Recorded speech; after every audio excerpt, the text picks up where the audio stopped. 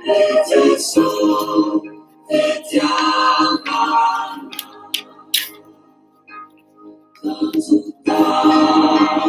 kami safu-safu, lunasete nami jatuh,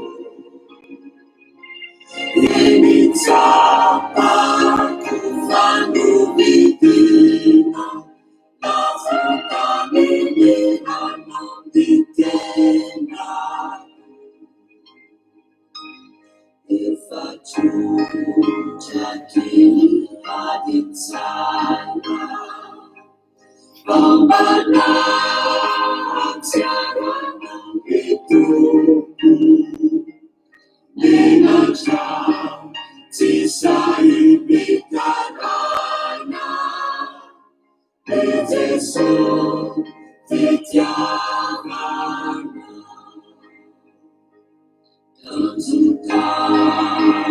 Kami safu-safu, lunasete nami jatuh, ini capaku vangu bidina, kami dinanam di tendaku, semua lalaku berfirman, aku disini fakamana, Isinu na isau kunecau, Tafani mana pinang sana sepanari, Ule-ule nagkanang puluh, Dia menewangi dalam paginiku, Menewangi dalam sini-sini dulu, yang mengacara hatiku, Menewangi dalam sini-sini dulu, yang mengacara hatiku.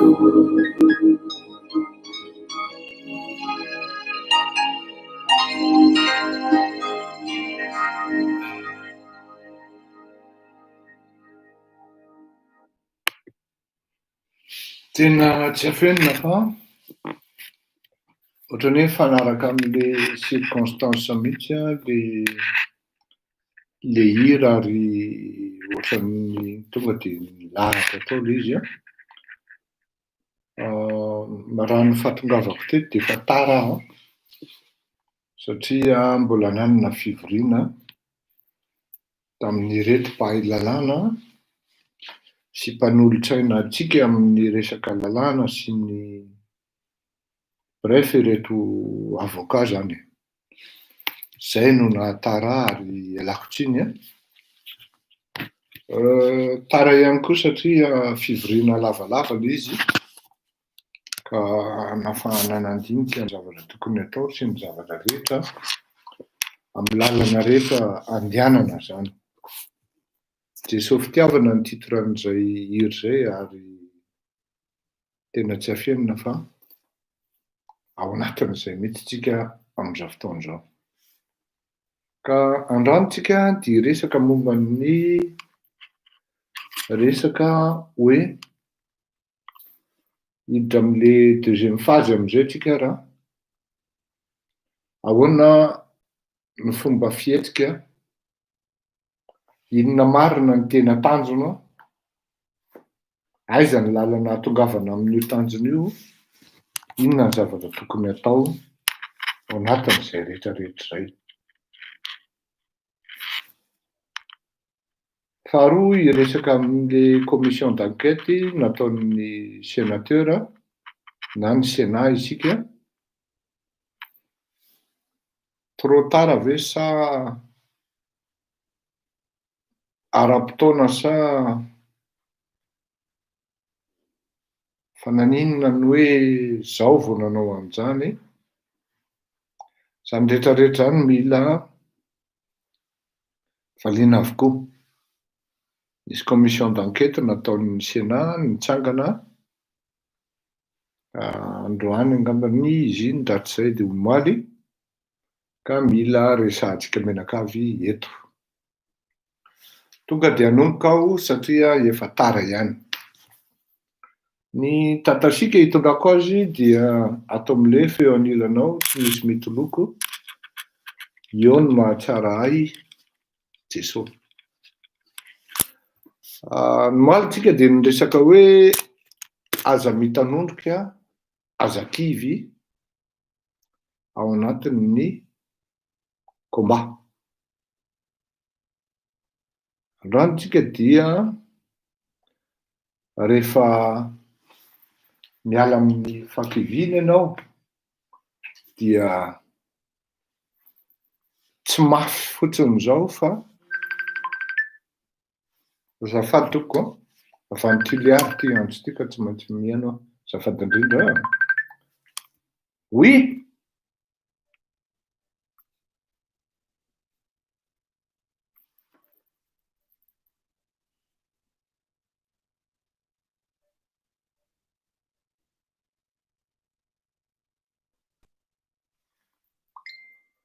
Samuel tsika. Samuel hein.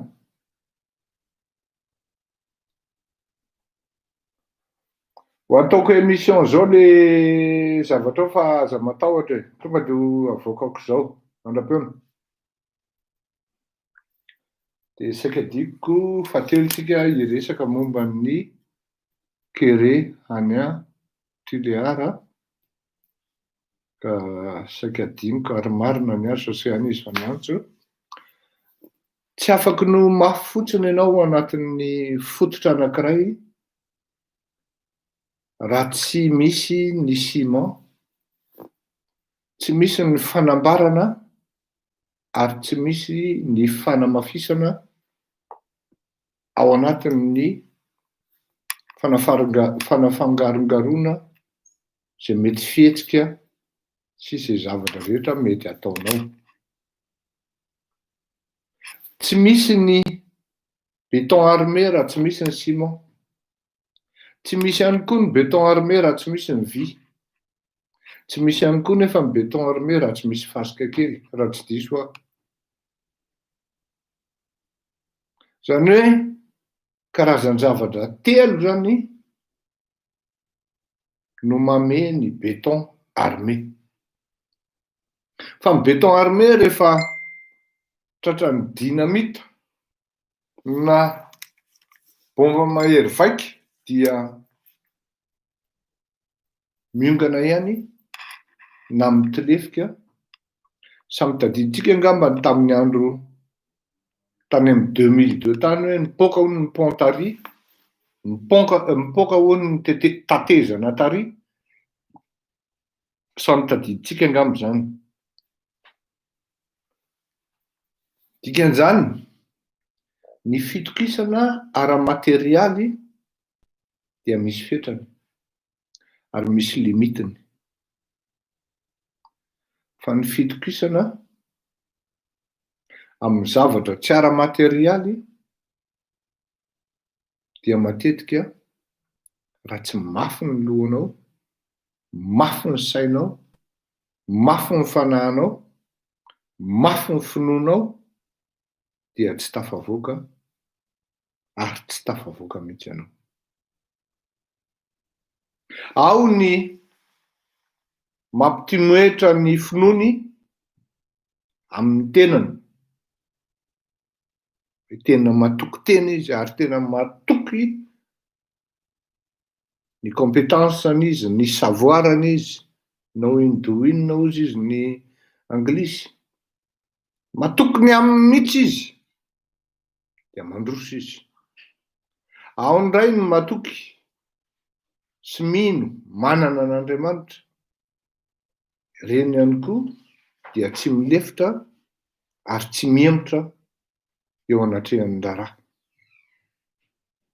Ny tiana holazaina dia raha ohatra ianao mitanondrika, aza mitanondrika hoy isika omaly, ary tamin'ny alahady isika dia tamin'ny azoma tsika dia nanao an'le azakivy tena tsy afenina anareo fa ao anatin'izay circonstance zay mihitsy tsika amin'izao fotoan'izao, ao anatin'izay vanim-potoana zay mihitsy tsika amin'izao fotoan'izao hoe azakivy, aza miondrika ary matokia, minoa. Da tsy teny hoe mino fotsiny ihany, atokiso ny tenanao, atokiso ny zavatra ataonao, apetrao amin'ny tompo raitsi-to ny zavatra ataonao rehetra dia hitanao fa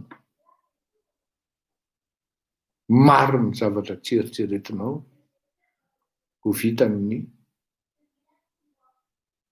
tompo zay manampy anao sy ny herin'Andriamanitra manampy anao amin'ny zavatra atao.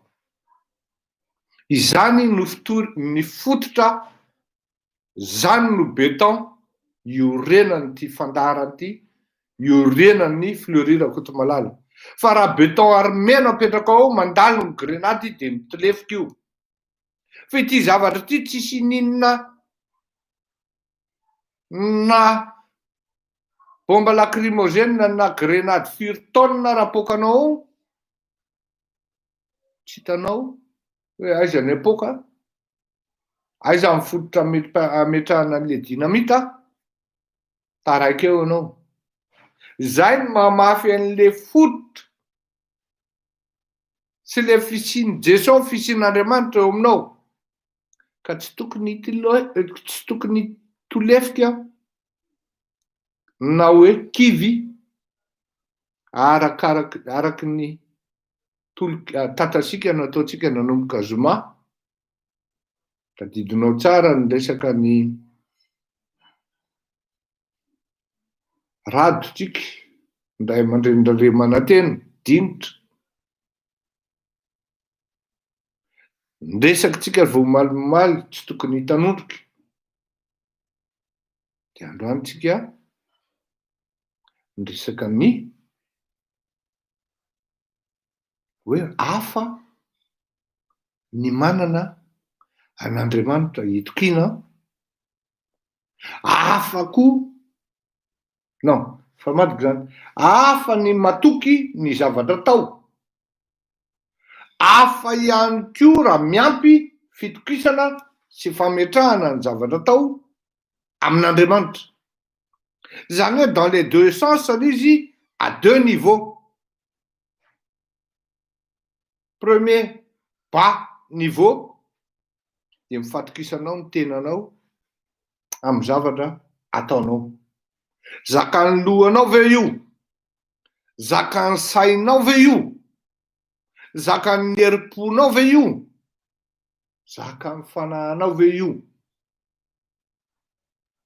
Deuxième niveau, haut satria ambony, ianao mijery mitraka, Andriamanitra mijery miondrika, mijery anao, dia ny fametrahana ampitokisana feno ny zavatra ataonao amin'Andriamanitra na amin'ilay avy indrindra.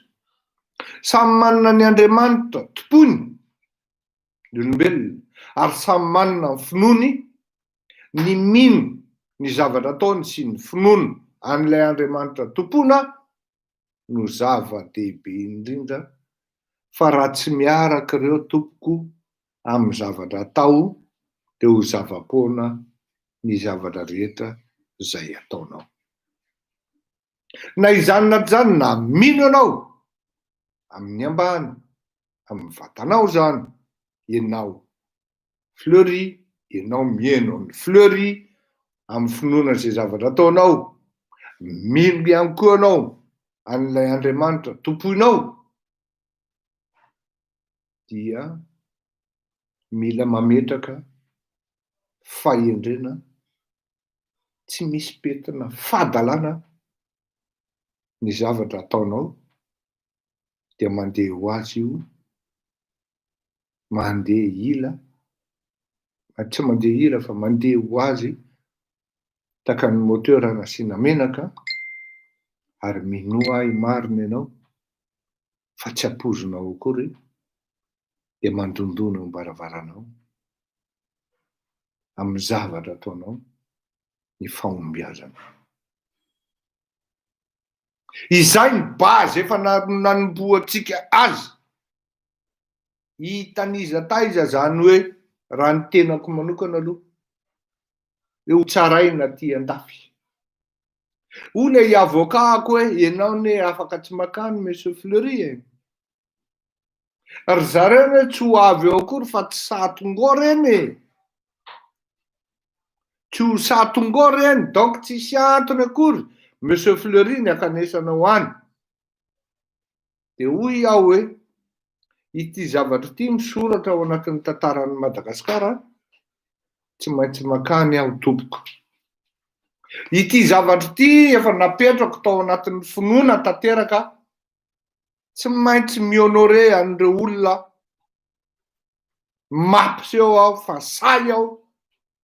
Possible ianao mety ho aretena ohatra sanatrin'izany alabara fa tsy maintsy mampiseho ny malagasy izay manohana ahy fa say aho ary matoky ny fahombiazan'ny zavatra ataoko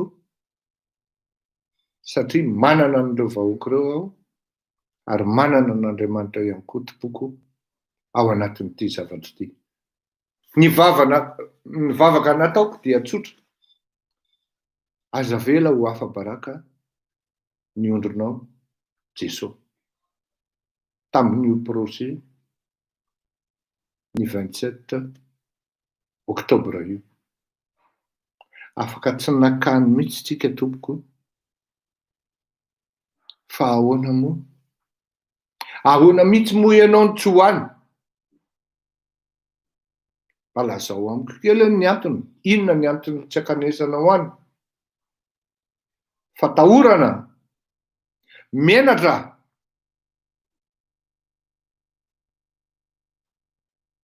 tsy ao anatin'ny club an'ny akama ny katahotra ary tsy ao anatin'ny finoan'ny akama Fleury Rakotomalala ny sary tahotra. Na maty amboninahitra na velona mavita tolona. Tsisy safidy afa-tsy izay ary efa nataony safidy tompoko. Ny zavatra ifampizarako amintsika androany dia maro moa ny vaovao olazaiko rehefa avy eo dia ny hoe mitomboa isika isa. Lazao ny atsimo, lazao ny avaratra. Hoe izao no nitranga tany amin'izany andafiny nyrika izany. Nitoro zany matretre zany. Zany atao hoe raha vatomanga izany.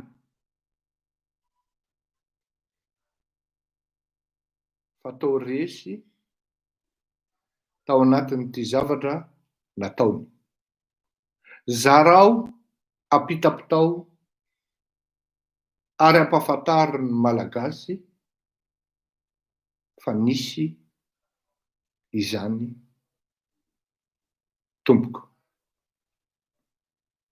Tsy lalan'ny kivy, tsy lalan'ny fakiviana, tsy lalan'ny mitanondrika ity lalantsika ity. Fa lalan'ny say ary lalan'ny te-hanova ary tsy maintsy manova ao anatin'ny fotoana aingana ary malaky ny zavatra mitranga any amin'ny firenena. Izany no atao dia eo ny ilanany hoe apartao. Zarazarao. Lazao amin'ny atsimo, lazao amin'ny avaratra, lazao amin'ny kiaky, lazao amin'ny sineny. Fa ny isony zany hoe ilaina isika menakavy mitombo isa tsy voatery hoe manaraka eto fa mitombo ny isatsika ao anatin'ny fampitomboana ny ambain'ilay-tsika noho ny antony zay olazaiko anareo rehefa avy eo. Tsy ho vita moramora ty combat ty, fa ny zavatra inoko dia iray izao sy anao. Iray ny malagasy sy Fleury Rakotomalala. Iray ny malagasy tsy vaky volo sy ny akamo. Ka raha ohatra ianao mbola nisalasala teo aloha, mbola nandinidinika ianao teo aloha, dia raisy tompoko ny apinga fa roso toty lasa tsy mipody koa. Raiso ny zoto, raiso ny apinga, ndeza tsy izy apio lay, apio vavy, ampio ery, apio tanjaka. Fa raha miraikiraiky ianao, raha mbola isalasala ianao, nefa maro tanjona amin'izay zavatra eritreretinao, dia midika izay fa ny fisalasalanao ao anatin'ny tanjona izay eritreretinao no mahataraka anao, fa aza Fleury Rakotomalala nomenao tsiny fa io izy devant les menaces, devant les actes d'intimidation diverses, oh si combien contraignantes. Any aminao zany ny lalana, ka rehefa tapahanao ny lalana, tsy tsapanao ny adidy tokony ho raisinao, dia fataro fa ianao no mijaly indrindra, ary ianao ihany koa ny hijaly ao anatin'ny fiainana sy ny fandehan'ny raharaha. Aza adino zay. Satria ianao no tena miaina an'ilay fahoriana, le zavatra mitranga any amin'ny firenena, fa tsy de Fleury Rakotomalala loatra ne, tsy de izy loatra ne. Ny zanany efa manana ny maha-izy azy, izy tena ny raha teo, afaka mangina fotsiny izy de milamina. Fa ianao, akory no avinao?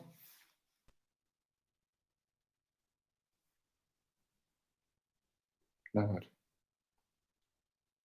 matoboka tokony ekena.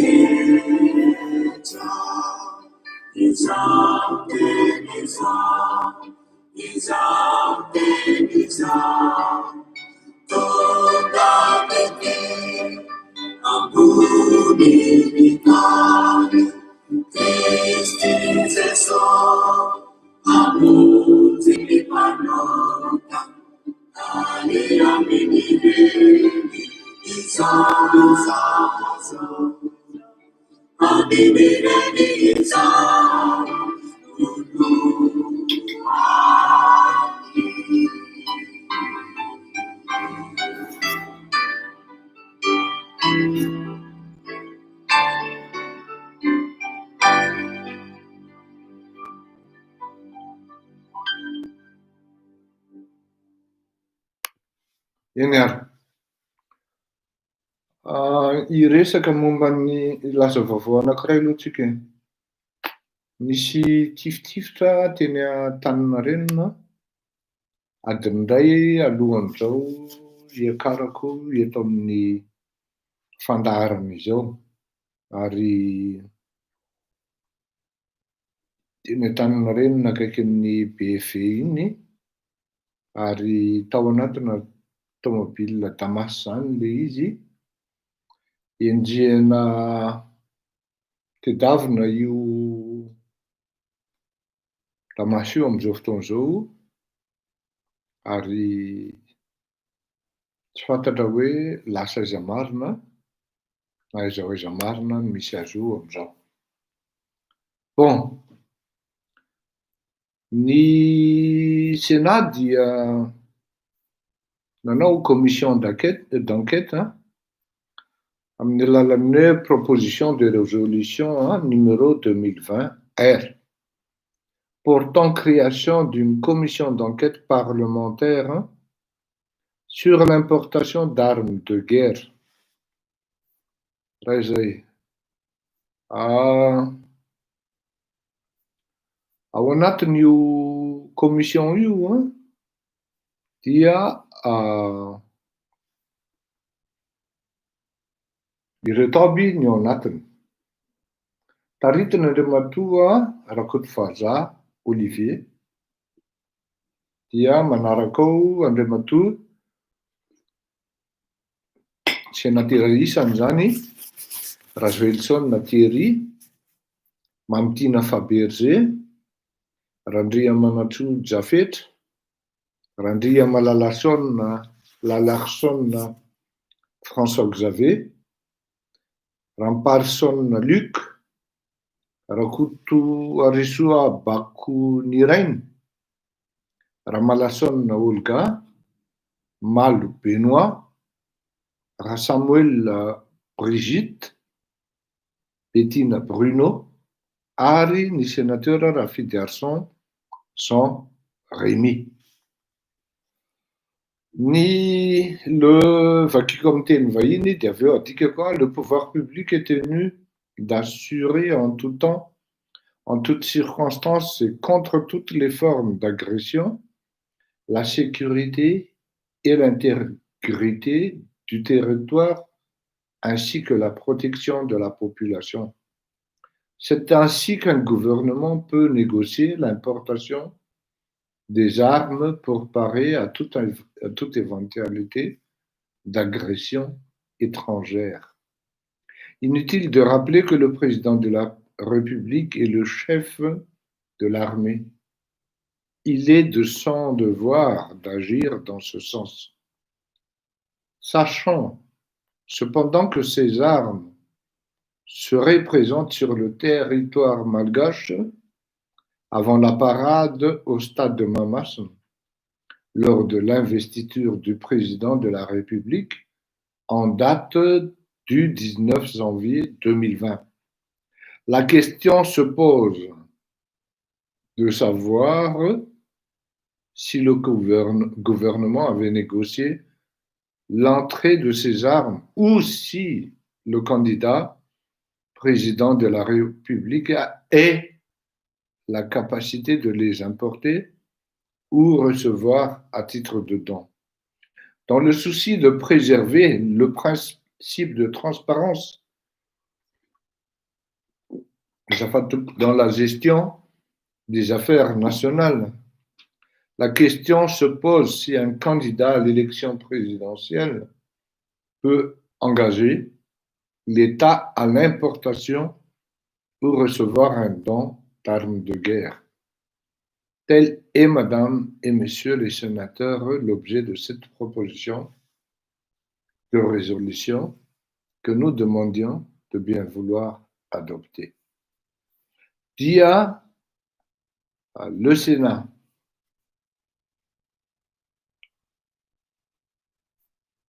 Tizani, proposition de résolution. Dia, rifatapa kazani hevitra dia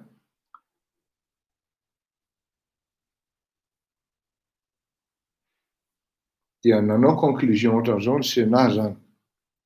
Les sénateurs tonga teo ihany zany, dans le souci de préserver la sécurité publique et la transparence, usant de son droit d'être informé des affaires nationales, conscient de l'initiative de l'État pour protéger la nation sur des éventuels terrorismes, entendu cependant qu'un candidat ne peut négocier l'entrée des armes de guerre dans le pays, étant donné que cet acte est irrégulier, violant les traités et conventions internationaux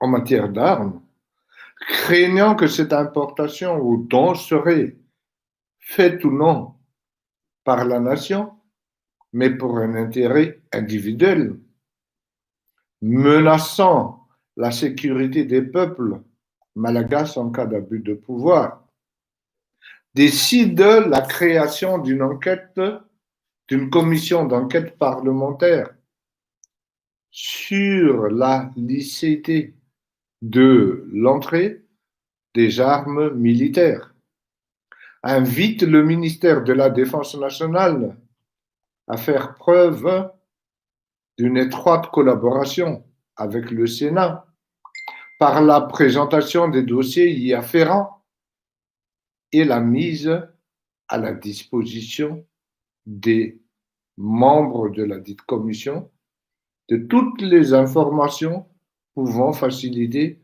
les tâches de celle-ci. Mazava be zany, ao anatin'le misy commission d'enquête anankiefatra nataon'ny sénateur, ny Sénat moa zany. Ary ao anatin'izany ity resaka arme de guerre ity. Samby nalalitsika fa rehefa tonga amin'ny volana janoary ka nalaina Andriamatoa Andry Rajoelina tao anatin'ny fomba tsy mazava ny fitondrana dia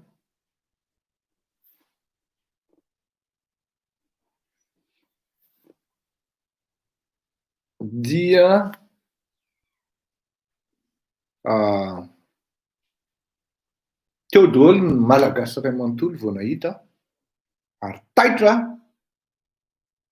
na ireto mpitondra fanjakana izay nandraikitra ny fanjakana teo aloha hoe avaiza tao anatin'ny territoire malagasy no nidiran'ireo blindé sy ireo basy ireo.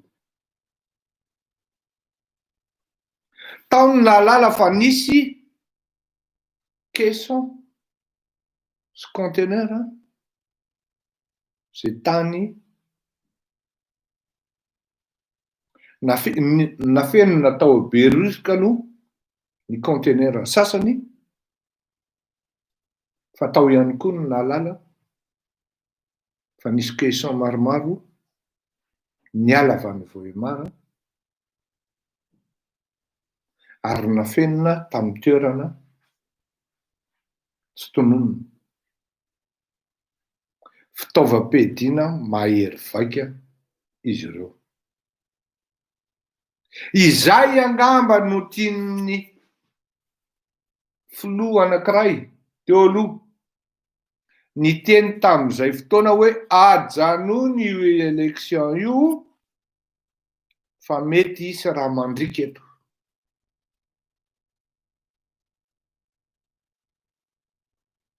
Niteny mihitsy io filoha io hoe filoha Ratsiraka no teneniko. Misy fitaovam-piadiana mbola mifono sachet maromaro atao inona izy ireny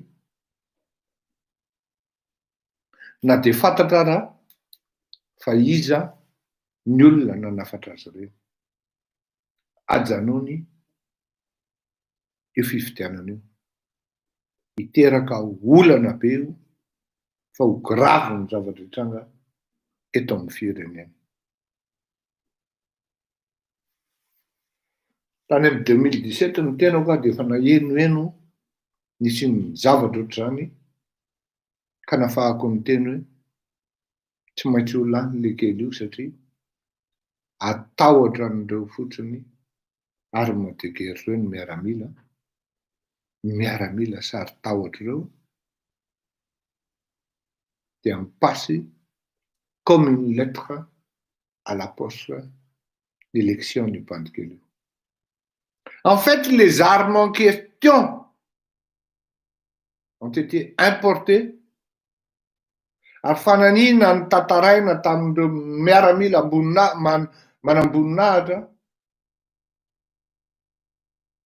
sy natao nampisesehoana sy nampietsiketsehana teny amin'ny CCI te ilazana fa efa ao rao, efa ao fitaovana ka raha mihetsika eo tsy mifidy anay eo dia mahita ny Jakova.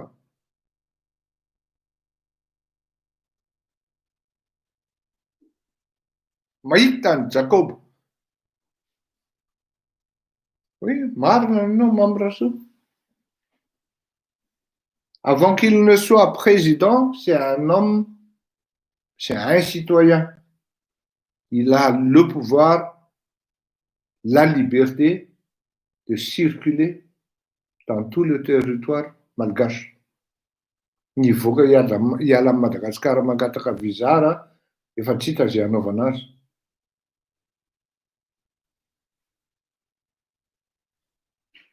Normal zany raha amin'izao fotoana izao. Efa ela no nandrasana tsy hafenona itony commission d'enquête itony. Efa ela. Raha mahita moa ny tena zany ato amin'ny membre an'ilay commission d'enquête dia anisan'ny tena faly aho zao mahita ny akama Bettina Bruno atao anatin'izy ity. Fa ny zavatra mampalahelo dia raha mieritreritra anao hoe Coly Roger zao dia tsy ato. Mampalahelo. Ry Bertin sy ny karazany moa dia fantatritsika hoe tany am-pigadranany ireny navoaka e. Ary malina be izy raha anty Ambadikary. Ary Njara, chef de région an'Antananarivo taloha. Normal. Raha Masabomangy ireny. Manana vadikely maromaro ireny velomina. Tsy mahavelona azy ny Karamantsena. Tsy maintsy mihinana any Ambadika any izy. Fa dia marary fambiazana amin'itony commission d'enquête parlementaire tony. Zao zalahy. rehefa manao nareo dia tena manaova fa aza sangisangiana manjary sahirana ilay malagasy tsy tany marina izay tena arahana. Fantatro fa ity dossier importation d'armes ity tena mety handeha lavitra ity. Zay no nandresako an'ilay dossier momba an'ity importation ity, ankoatran'ilay doublon sy ny karazany izay mbola ilazaiko eto rapitso na rafakapitso. Tsy nisy nahalala zany tao anatin'ny fitondrana. Zay mbola ilazako foana hoe infiltré tanteraka par des voyous ny fitondrana tamin'ny fitondrana nentin'Andriamatoa Hery Rajaonarimampianina.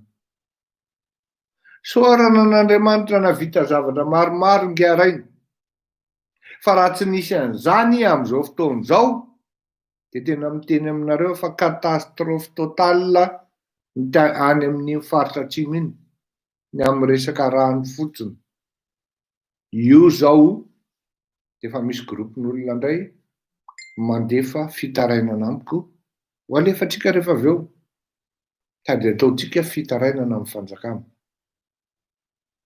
Miresaka ihany any amin'ny vaksiny, Andry Rajoelina. Raha tsy tianao niady amin'ny malagasy dia baiko no omeko anao. Ekeo ny réseau n'enchaînement Covax. Tsy afaka miala amin'iny ianao ry se. Ninona fary malagasy teneninao eo, tena miteny anao fa mafy ianao raha samandahana iny. Mbola manana jusqu'à hatramin'ny 7 décembre ianao fa hitako hoe raha mahasahy ianao tsy manao sini. Hitanao ny conséquence avy eo.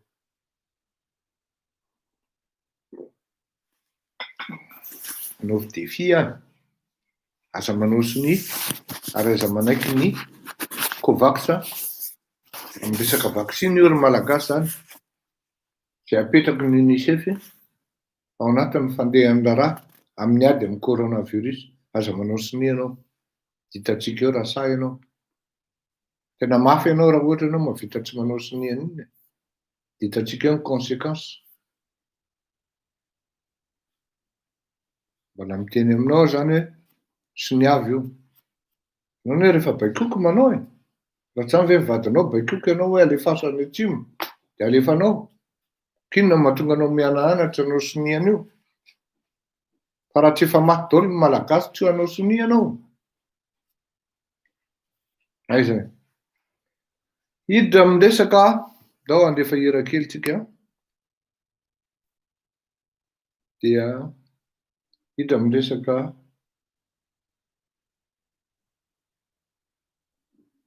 procédure sy ataka manaraka tsika.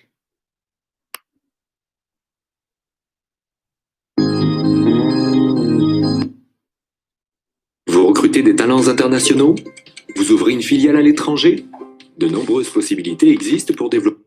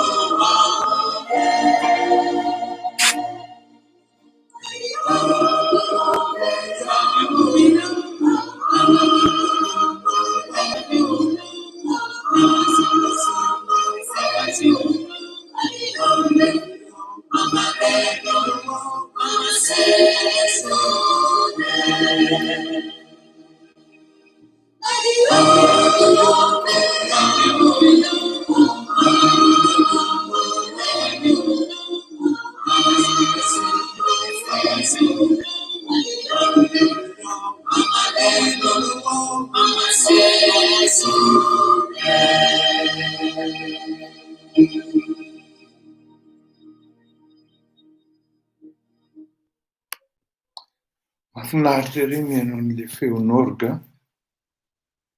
ary tsy afeno fa mampanembonembona.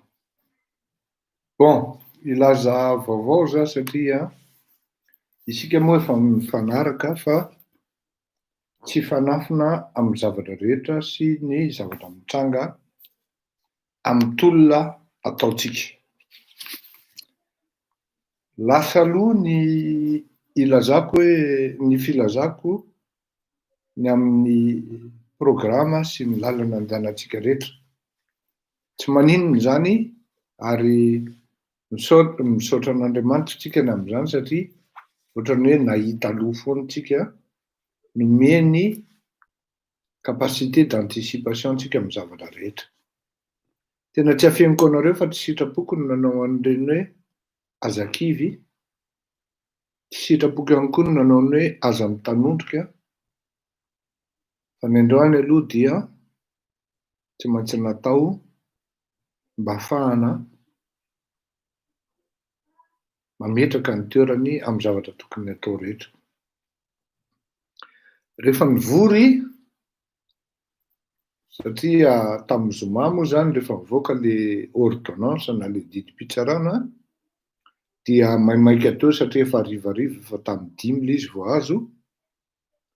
Dia androany no nisy fivoriana niaraka tamin'ny ireo avocat zay miaro atsika. Maître William Bourdon zany. Averiko ety ihany voalohany en 2018, il était classé numéro 1 des avocats de France. 2019 izy numéro 2. 2020 zany tsy mbola mivoaka ny classement. Fa tamin'izany andro any tsika dia niteny hoe Rolls Royce no alaitsika dia misy vidiny io. Nodivety ny rano natsakaina nandresitsika ary tena nandresy pleinement. Entre autres amin'ny symbole ny hoe nandresentsika zany dia ny fahazahoana voalohany indrindra ny fandresena tamin'ny fangatahany ireto olona ny toritory atsika dia rejeté na débouté avokoa. Au plus ample et au contraire. Zany hoe zay nangatahany rehetra zany dia ny rejeté ny fitsarana avokoa. Zava-dehibe zany ary tsy afenina hoe raha ohatra nanao raisonnement na petit ianao dia mety zavatra hafa no niseho teo. Na inona lazaina manana ny notoriété-any ny cabinet na ny avocat miara-miasa amintsika. Ary tao anatin'ny stratégie izay niarahana nidinika sy niarahana nanao nentina tamin'izany rehetra izany ka ahafahako miteny hoe tsy maintsy nisy ny fifampidiniana sy ny resaka tao anatin'izany zavatra rehetra zany. Miditra amin'ny etapy manaraka tsika zao dia ny etapytsika amin'ny valikafatra. Miandry ny zavatra rehetra zay mety hitranga zany tsika aorianan'izay par rapport amin'ireto olona nitoritory atsika. Fa isika koa nefany dia manana ny eritreritrintsika zay efa nifampiresahantsika hatramin'izay. Zao mazava ary tsara ho fantatrareo fa tamin'izany andro ireny atao hoe printemps arabe ireny, jereo tsara ny document sy ny dossier momba ny président tunisien. Fa tamin'ny alalan'ny ankety tamin'ny famotsina vola na tamin'ny alalan'ny fividianana trano zany na tamin'ny alalan'ny fividianana tomobile luxe zany na ny fividianana famantaranandro luxe zany, akanjo sy kiraro tsy ferana intsony, tableau, nisin'ny ankety tamin'izany no anisan'ny nampidoboka ny filoham-pirenena tunisiana.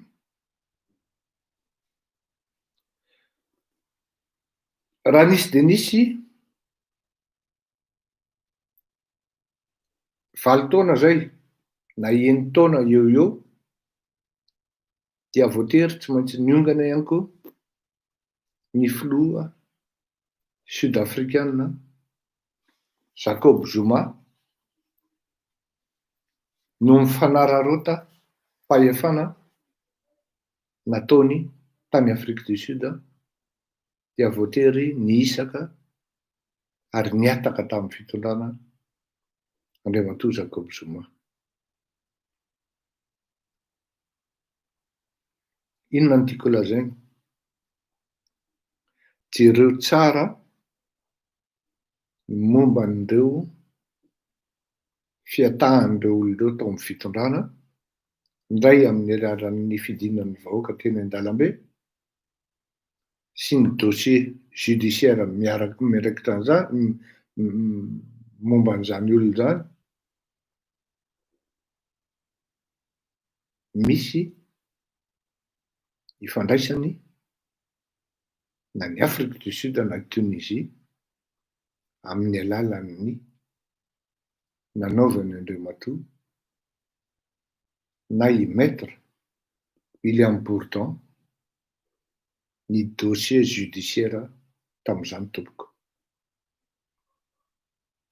Dikany hain'io rangahy io loatra mideboulonner an'izany atao hoe resaka miafina amin'ny vola miafina, ny harena hafenina, satria fantatro loatra ny réseau miasa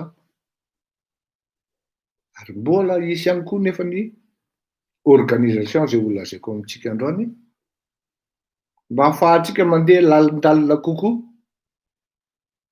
amin'ny zavatra ho atao, ka mila miaino tsara ianareo satria ho averiko matetika izy ity ary tokony mahafantatra tsara sika menakavy hoe à partir de là je prends le risque et énormément de risques. Il y va de ma vie, je peux vous garantir. Il y va de ma vie. Ino tsara ny teniko manomboka eto. Ny akapoka ary potika tarangana filohan'izany Tunisie zany, niala ary voatery niala teo amin'ny fitondramana Andriamatoa Jacob Zuma rehefa formuler tsara ny dossier sy vita ny enquête internationale ka niprezentena tamin'ireo mpanapaka sy mpahay politika ambony tany Afrique du Sud. Tao anatin'ny réseau d'enquête sy réseau d'influence ny William Bourdon zany tompoko, Maître William Bourdon. Malheureusement, tout cela a un prix. Ny vahoaka tunisianina, ino tsara ao a? Ny vahoaka tunisianina dia natsapa fa mafy ary enjana ny tery vahinata na ny fanasaziana an'izay tunisianina mihetsika tao a Tunis, na tany Tunisie, mafy ary tsy zaka ny zavatra nataony nga ny filoham-pirenena mivady mihitsy tunisianina tamin'izany andro zany, ny kapoka ary niongana tamin'ny alalan'ny fitambarany dossier maromaro ary tsy mba kory hoe afaka mitsoka taty Frantsa na ohatran'izany fa voatery nandeha lalakafa satria ny antony dia mitaty ny andry azy koa amin'ny procès ka voatery nandeha lalakafa maty moa io filoham-pirenena io taty aoriana satria tsy nazaka ny Entsika zafady entsika sy mifanenjehana natao azy. Zao talohan'ny nafahana namita ny dossier momban'ny ireo filoham-pirenen'ireo dia nisy ankety ary nisy investigation nataona cabinet frantsay sy anglisy mba hahafahana nametraka sy nahavita dossier ohatran'izany ny ateviny.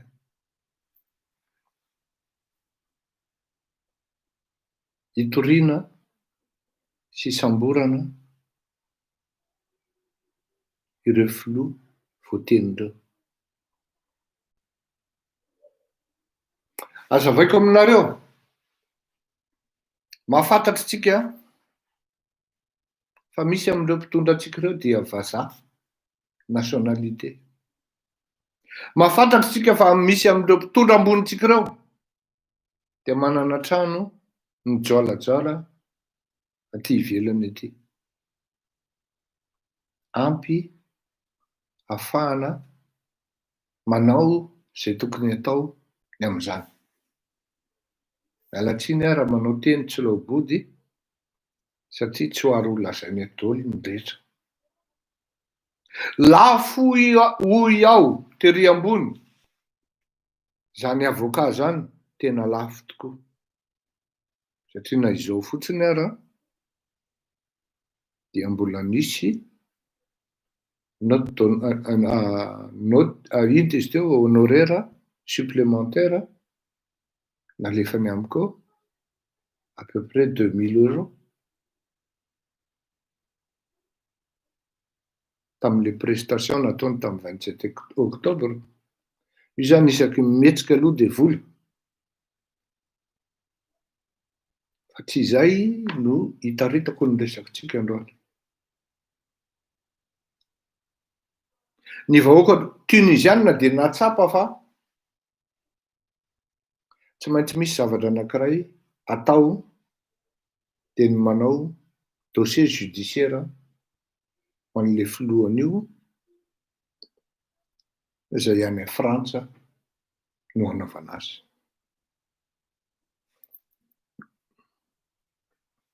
Satria nanana fananana maromaro taty Frantsa io filoha tunisiana io. Donc azo atao tsara mihitsy mieritreritra momba ny suitiny zany. Nanambatra vola arak'izay tratra ny vahoaka tunisiana. Taony nandoa 5 €, taony nandoa 10 000 €. Rehefa natsapa hoe tena ty rangahy ty filoha ty mpanao anterivozina, mpanambaka vahoaka fotsiny, mijaly zay vahoaka tunisiana, tsisy liberté, totrany anazy mivady daoly sy ny fianakaviany, ny zavatra atao rehetra. Ohatrany ny ahodikodin'ny Jacob Zuma sy ny vadiny fotsiny, maro vady manko le ry. Ny fananam-panjakana jereto izy navita villa lafo be ohatrany inona amin'ny alalan'ny budget mpanjakana. Tsy miaingo ty zavatra ty. Nataony cotisation samy mandoa isam-bolana amin'ny antson'ny ny akamany à Strasbourg. Fa tena miteny amintsika menakavy aho. Fa rehefa vita ny fivoriana androany sy ny resaka fanaovana dia manam-potoana tsara tsika hieritreretana, androsoana hoe membre ve ianao sa tsy membre ianao, te hanova ve ianao ary andehany amin'ny lalan'ny fanovana ve ianao ka ho anisan'ny mpandray anjara ao anatin'izany hoe mialelahy. ary tsisy fanafodiny fa miala elahy amin'ny alalan'ny fanaovana ankety international. Rehefa nijerena sy ny dinihana hoe aiza aby ny misy ny zavatra tokony jerena sy anaovana fanadihadiana ka anaovana recrutement ana détective privé international satria izay le procédure voalohany tompoko averiko recrutement ana détective privé international zany hoe miainga amina toerana ray de manao ankety amina toerana ray satria efa fatapatatra zany zao ny pista hoe Atsy. Maintenant, il faudra construire, du moins avoir et aller recueillir les preuves pour que ce soit matérialisé physiquement.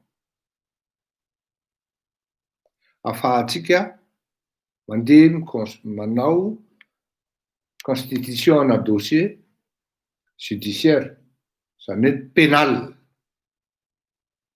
Any amin'izany atao hoe grande délinquance financière.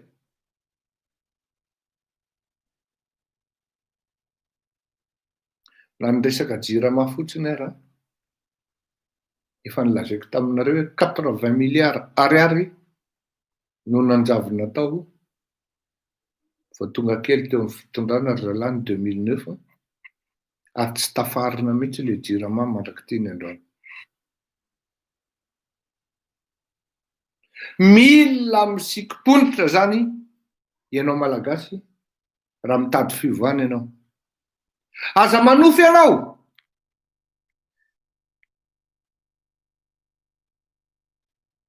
Raha tsy sahy ianao no midiny ery an-dalambe ka ino ianao vonona anafainganany raharaha de tsy maintsy tokony ho fantatrao fa misy zavatra misy ny lalana ataony nge fleurir akoto malala. Zay tena bête noire an-dralahy aty a Frantsa aty ary inoko fa io no anisan'ny lalana anankiray tena efikasy satria rehefa hitan'ny malagasy hoe io fa miakatra ary amin'ny tribonaly any Frantsa na any amin'ny toerana hafa de eo manomboka eo izy sahirana satria tsika tsy anaonao foana na mitavozavoza parce que là on s'adresse à des professionnels, des vrais professionnels. Ça coûte de l'argent. Je vous préviens, ça coûte de l'argent. Mais si vous n'êtes pas prêt, si on ne sera pas prêt,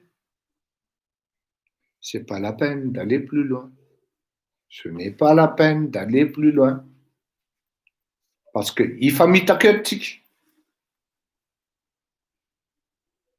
je ne pense pas qu'on soit limité à 1000 ou à 2000 personnes. Mais je peux vous assurer, à 2000 personnes par 20 €, ça couvre énormément de frais.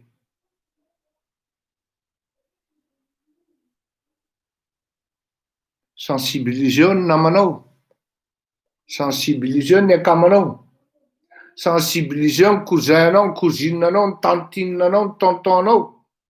Hoe misy rivo-baovao, misy rivotra miaingane, ianga amin'izany tany razantsika zany, ary misy zavatra tena hoe andeha any amin'ny mamay,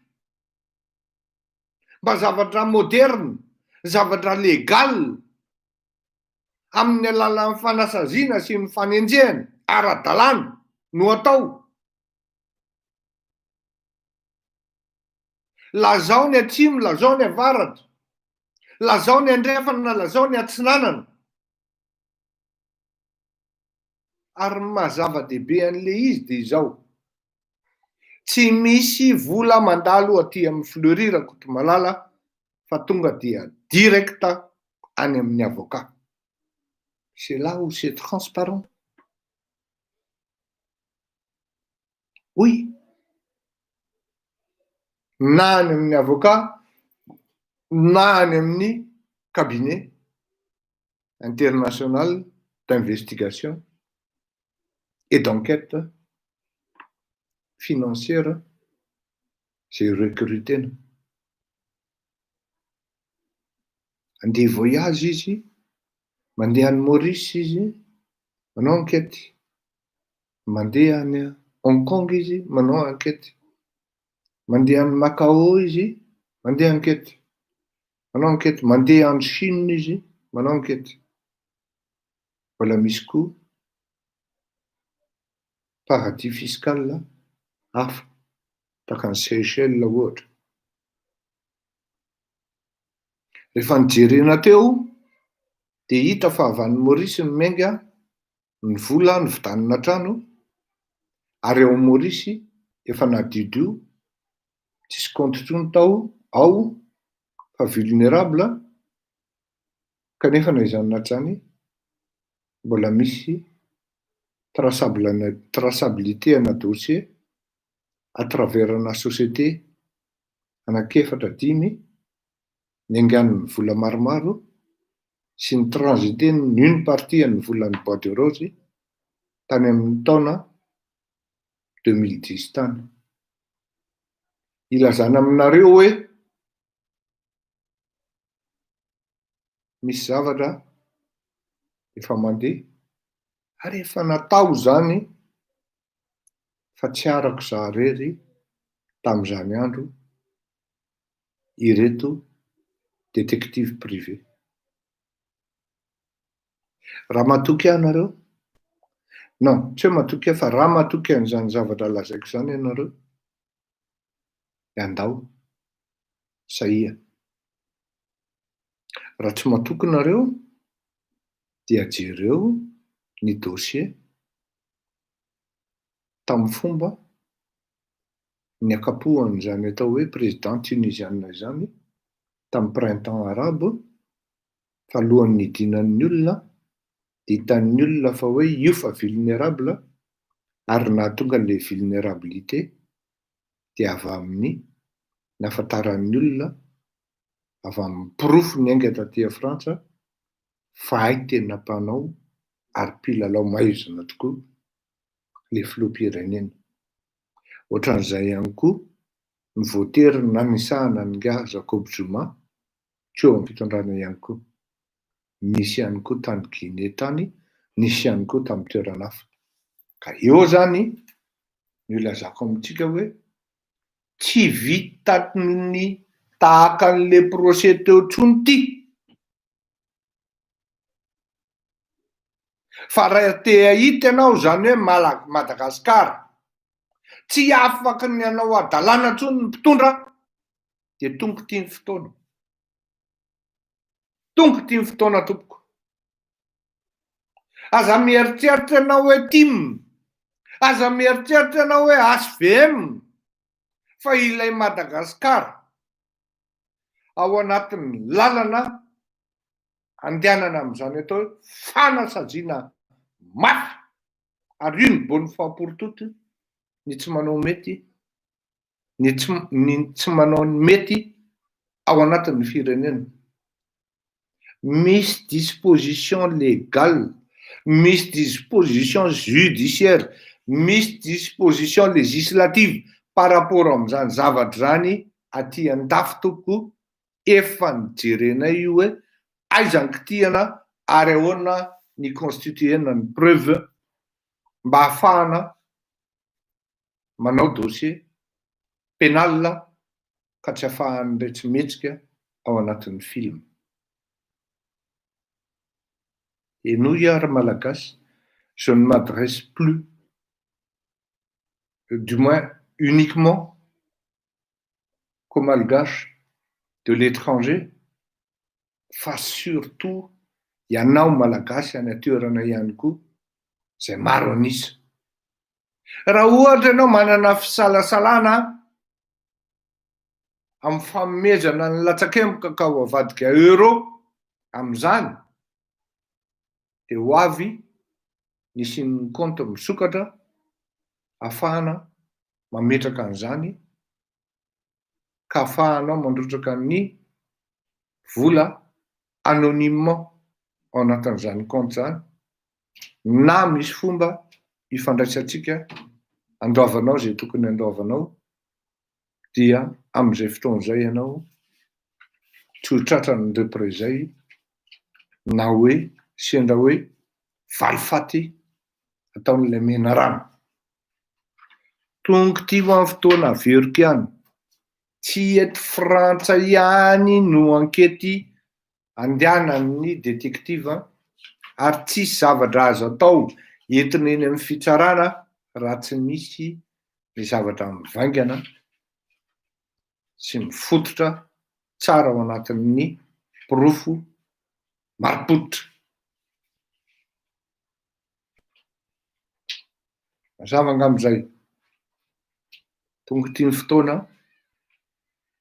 na ianao sa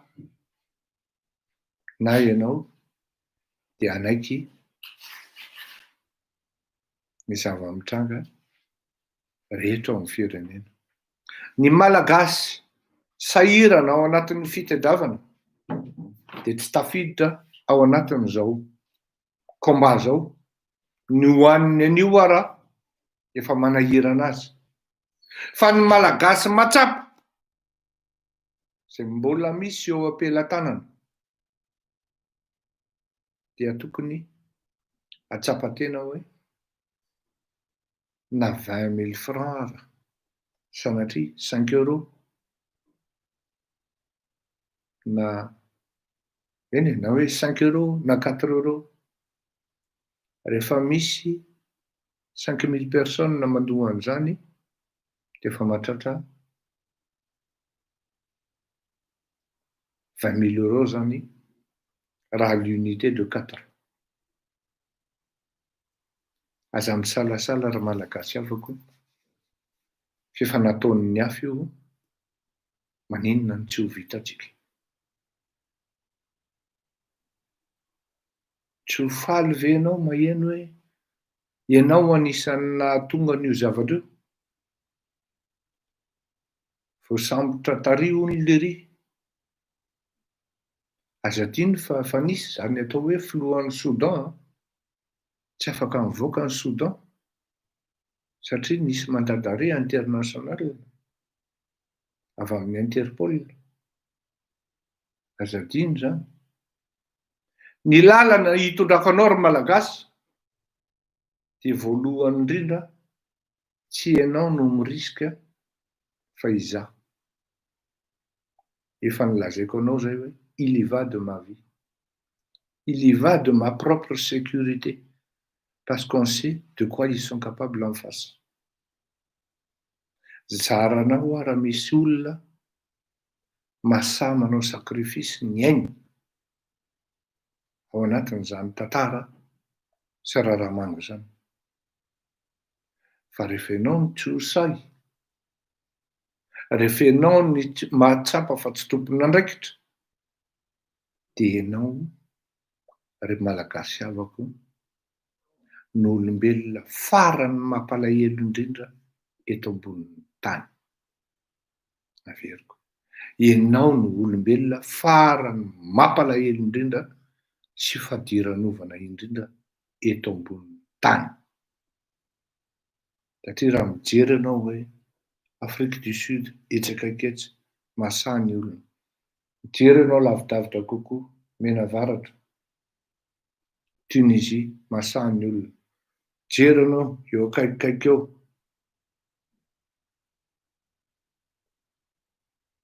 mahasahy daholo ny olona. Tanao tsara ny hetsika nataon'ny Maorisiana.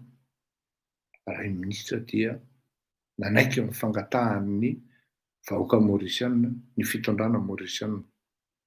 Nefa ny vahoaka Maorisiana vitsy anisa, lavitra be mihoatra aminao malagasy. Inona ny zavatra tsy ataonao amin'ny mokon-doha?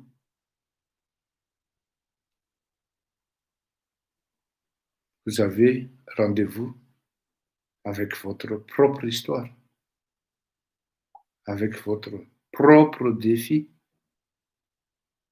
avec votre propre avenir. Vous n'avez pas intérêt à le rater, ce rendez-vous-là. Croyez-moi, Jean. Tsy manana intérêt tsika malagasy a.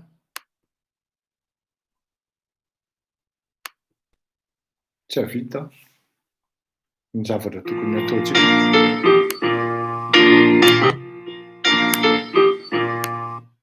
Tsy manana intérêt tsika malagasy a. Tsy havita ny tanjona tokony tratrarintsika.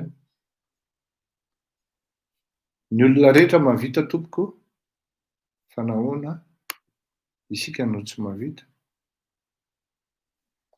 Ty hira ty dia hira nangatahana akama ao anatinareo ao, Batatano Raiko. Daholy.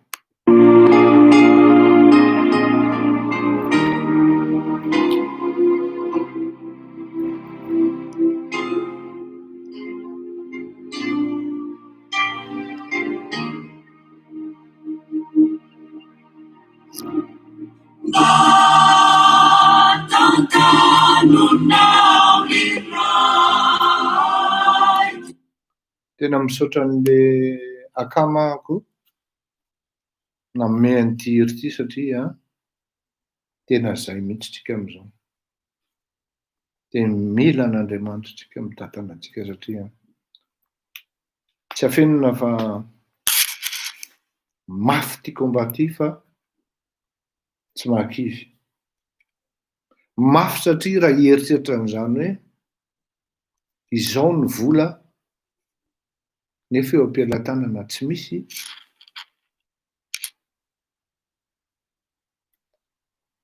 kanefa ny finoana tena misy ary tena misy betsaka mahatoky. De tena lazaiko anareo hoe il faut vraiment avoir une très très forte conviction et profonde conviction, confiance totale aminareo sy amin'Andriamanitra mitantana ny diatsika. Tsy maharesatsika ireo rehetra. Tena teneniko anareo zany, tsy maharesatsika ireo. Mino an'izany ary mahatoky an'izany a. Mahatoky aho fa manao nareo ary anao nareo. Na dia zay fotsiny arozonareo hoe tsy le ty petahatsika io ry fleuria, petahatsika io ry bainina, ndao tsika ry président fa asiatsika io a. Mino an'izany a. Zay fotsiny. Ndao rangaha. Zay ny nanaovako an'io safidy io ndao io. Dijereo ny fidira ny akamatsika tonga de hoe Batatanonao Raiko. Sûr et certain fa izy nangataka ny hira io, tsy nieritreritra akory izy ny zavatra hitranga sy ho lazaiko aminy amin'izao tsika miteny zao. Io izy io, voalaza izy zay, io ny hira nangatahanao de alefako. Ndao.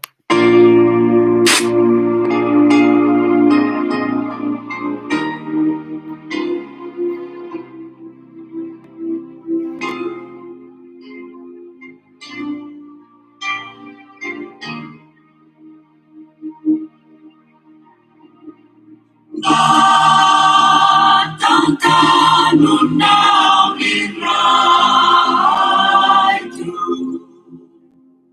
Zakulan ng Tanaka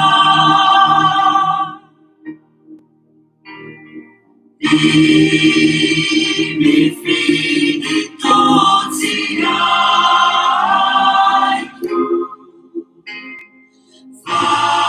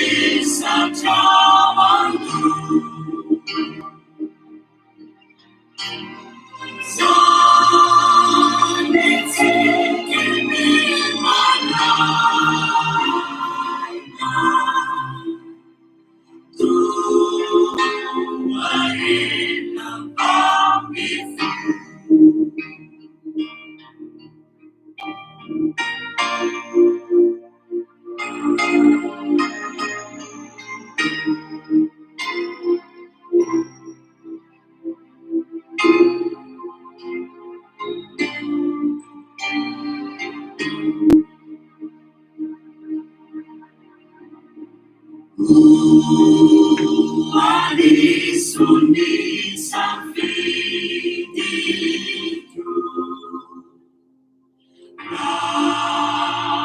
Ramandrusu kamaka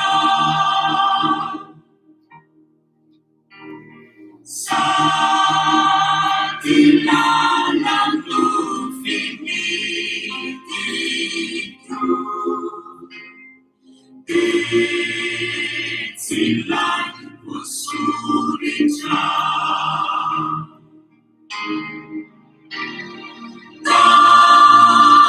Telang divanili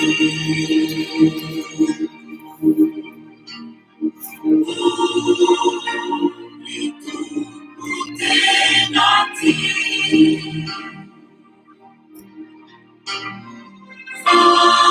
Fatiza majani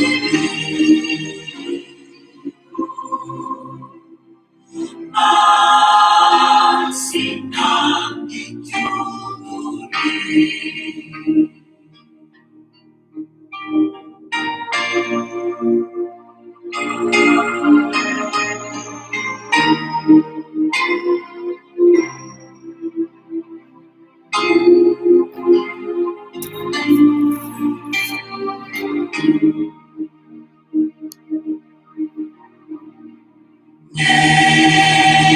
Fananzi zainuti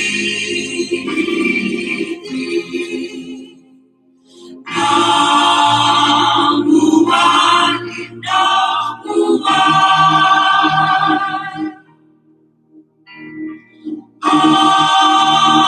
Amuan ini safiti Siniran sakwapana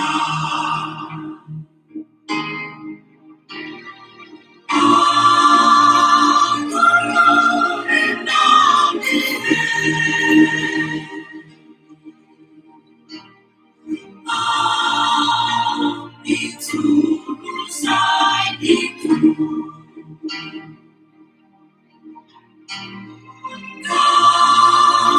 Setan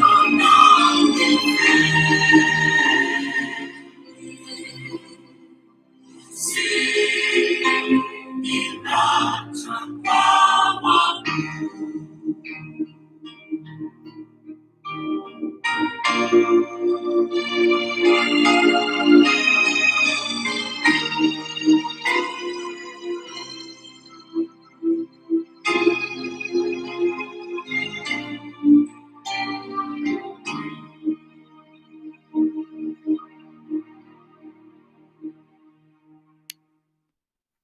Inara?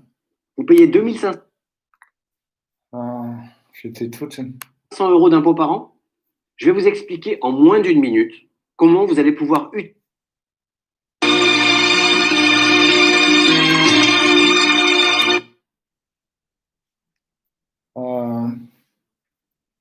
Zao hitantsika le fandehan'ny zavatra mitranga dia zay zany ny lalana ary tadio fa tsy moramora io lalana andehanantsika io na tsika tavelena teny an-tenany dia apotika na tsika manatanteraka hatramin'ny farany dia mandroso.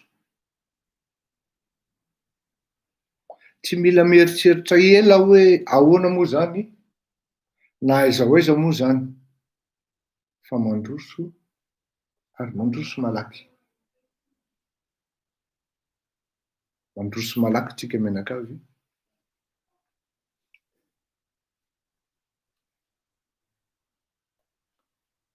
Aza vela ho hanao sakrifisy ary ho fatifaty ho azy ho voatifitra ireo malagasy ka andeha atao sorona indray eny Antaninarenina na eny Analakely. Tsy amin'izany intsony tsika amin'izao fotoan'izao. Hoy le akamo ato anatin'ny resaka ato hoe Je vis dans un pays où l'abondance de paix et de justice existe. Ça, j'ai très très mal pour mon pays où izy. Mba azonareo an-tsaina ve tompoko? Ho antsika mipetraka aty ivelany aty. Il y a à peu près 400 000 ressortissants malgaches no mipetraka ivelan'i Madagasikara. 400 000. Dia manontany aho hoe inona ny vitanao ho an'ilay firenenao? Raha izay 400 000 izay fotsiny no hoe 1 euro dia efa vita amin'ny baolina. Vita amin'ny baolina. Mba azonao eritreretina ve tompoko hoe amin'izao fotoana izao ny olona rehetra mandeha mankany amin'ny lalan'ny fahazavana amin'izany atao hoe fandehanan'ny firenena Madagasikara mitokana lalana 3 kilometatra lery ohatran'ny mitokana sambo paquebot anankiray mazaka 4000 personnes.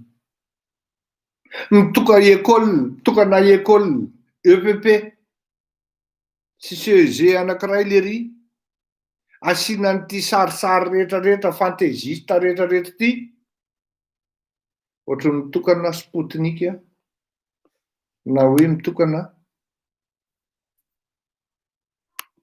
fusée alefa hiakatra any an-danitra. Izany hoe tena mbola ao anatin'ny tena hoe na ireto pygmée any Rhodesia raha tsy manao an'izany intsony. Oui.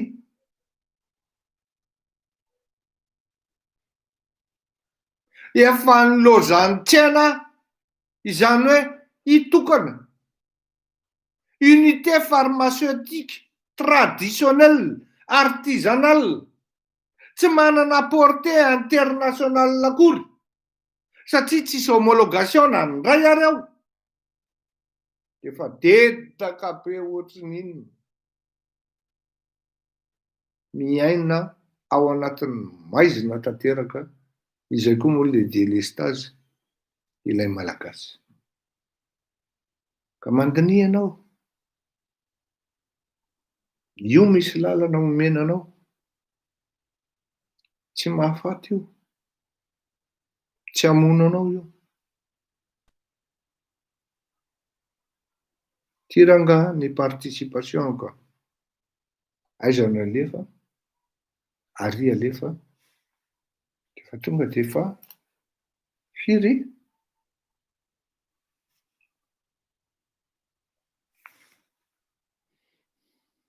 750 mètres. Lalana 750 mètres raha ny tokanan'lery. Ohatran'ny hoe navita 750 km izy. Ohatran'ny tsisy to azy. Vary tapagony no menonona. Ohatran'ny hoe mahavita 10 taona iny ho an'ilay malagasy.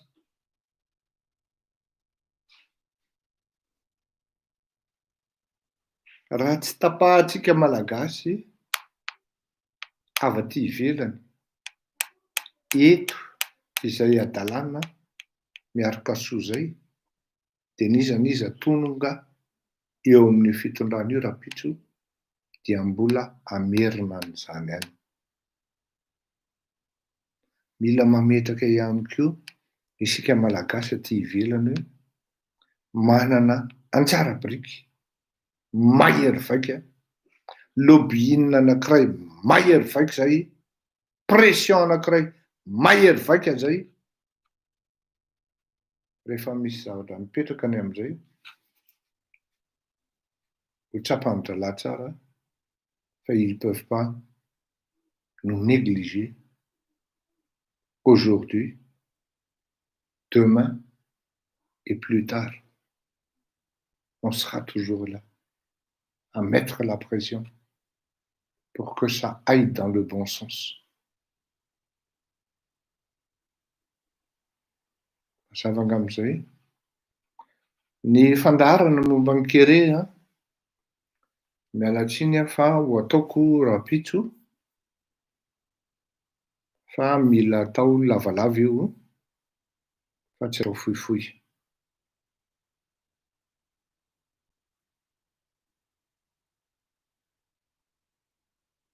Anao veloma antsika menakavy aho. Efa niran'ny Bar John ity aho hoe tsy resy tsy akory.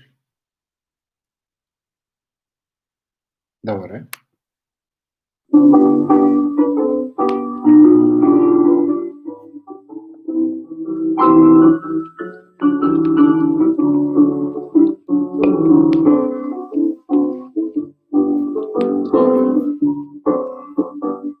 Tsy resy tsy akory ny olo mangina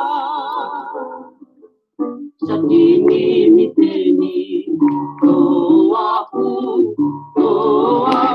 nzosoro tsy mahery vaika vetivety tikina tsy avona bobo zaela votoro Vatandri tandemo ni manave ambava Aiza mitrako sokenda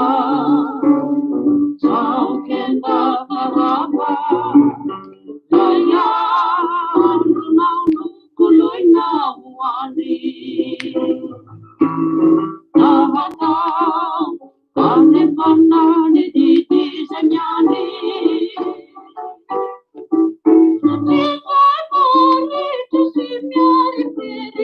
Tutu ni tsara si miai nami teri si resi tekuri ni olo mangina kasir sajimi miteni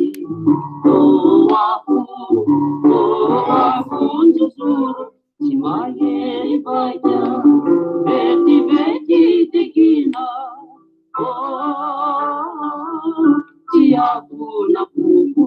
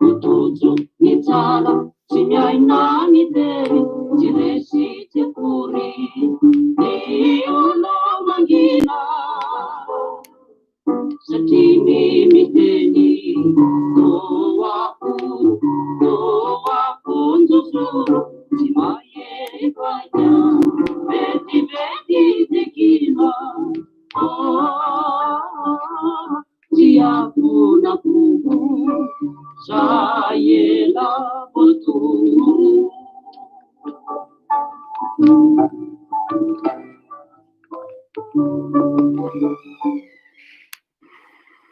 Gasy raho, gasy re, gasy tika e. Tsy mitovy ty say fety fo gasy ka fa gasy avao. Tsy gasy baba, tsy gasy neny fety fo gasy ka fa gasy avao. Mety tsy ho teraky Madagasikara fe teany Madagasikara ka fa gasy avao za ihany. Malagasy, je suis. Malagasy, tu es. Malagasy, on est. De cœur ou de sang, Malagasy, nous sommes. Pourtant, Malagasy se haïssent, Malagasy se trahissent, Malagasy se pourrissent entre eux au lieu de s'entraider. Respect, fraternité, solidarité enterrés, rangés et oubliés. Sagesse perdue, dégradation de vertu, changement de statut, reniement d'identité, absence de fierté, des familles rejetées. Car on renie ceux qui s'envolent et ceux qui partent, oublie ceux qui restent. Face à nos différences, quel est le bon geste? Plutôt se diviser, pourquoi pas se rassembler et allier nos forces? Primer la solidarité entre nous, Car malagasy au-delà des mers ou malagasy de la terre ancestrale, on est malagasy avant tout. Malagasy aho, malagasy ianao, malagasy isika. Mety tsy ho iray iaina na iray saina fa kosa iray fo. Mety tsy ho gasy baba gasy mama fa gasy ny fo. Mety ho malagasy avy any an-dafevaratra, malagasy avy any Andilam-bato, mety tsy ho zanatany fa ianao havanay ihany. Satria mankaty an'i Gasikara, ka nahoana ary no tsy hifankaty, fa ndao hifanotrona ndao hiaradia. Hiaraka isika, handrafitra no avy ombonana, zanaky Madagasikara, miara-mientana nangana ampitso tsaratsara. Sotra toy. Zay, misy raisina tsara zay. Gasy re, gasy. Manam-piantsika rehetra, poète rebelle zay nisafidianako hoenitsika rehetra fanaovam-beloma ary mamitona tsara mihitsy ny zavatra tiako lazaina androany. Alefako dia ataoko fanaovam-beloma ho antsika menakavy, eno tsara ny tenin'ity zazavavy ity fa mamitona ny zavatra rehetra tiaka ambara sozaraina amintsika rehetra. Davary. Gasy raho, gasy re, gasy tika e. Tsy mitovy ty say fe ty fo gasy ka fa gasy avao. Tsy gasy baba, tsy gasy neny fe ty fo gasy ka fa gasy avao. Mety tsy ho teraky Madagasikara fe te any Madagasikara ka fa gasy avao za ihany. Malagasy, je suis. Malagasy, tu es. Malagasy, on est. De cœur ou de sang, Malagasy, nous sommes. Pourtant, Malagasy se haïssent, Malagasy se trahissent, Malagasy se pourrissent entre eux au lieu de s'entraider. Respect, fraternité, solidarité enterrés, rangés et oubliés. Sagesse perdue, dégradation de vertu, changement de statut, reniement d'identité, absence de fierté, des familles rejetées. Car on renie ceux qui s'envolent et ceux qui partent, oublie ceux qui restent. Face à nos différences, quel est le bon geste? Plutôt se diviser, pourquoi pas se rassembler et allier nos forces? Primer la solidarité entre nous. Car Malagasy au-delà des mers ou Malagasy de la terre ancestrale, on est Malagasy avant tout. Malagasy aho, malagasy ianao, malagasy isika. Mety tsy ho iray iaina na iray saina fa kosa iray fo.